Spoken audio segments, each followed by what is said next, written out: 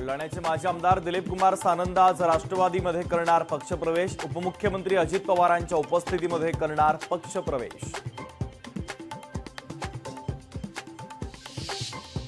MF. Hussain यांच्या चित्रांचा लिलाव वादात। आज एम.एफ. हुसैन यांच्या 25 चित्रांचा लिलाव मुंबईतील पांडोल आर्ट गॅलरीमध्ये होणार लिलाव।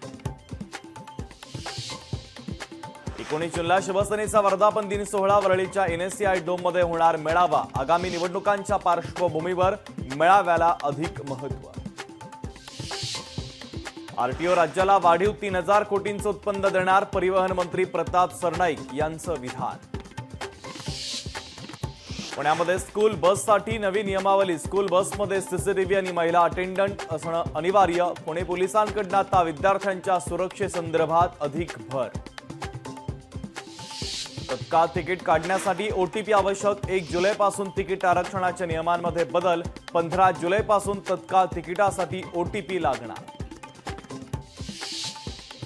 संभाजीनगरच्या प्रसिद्ध सिद्धार्थ उद्यानाच्या प्रवेशद्वाराचा काही भाग कोसळला। वादळामुळे उद्यानाच्या प्रवेशद्वाराचा भाग कोसळला।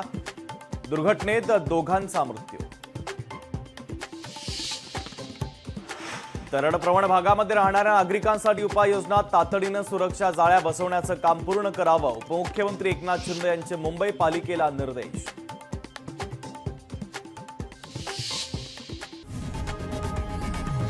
लोकशाही मराठी ऐका, पहा, जागरूक रहा।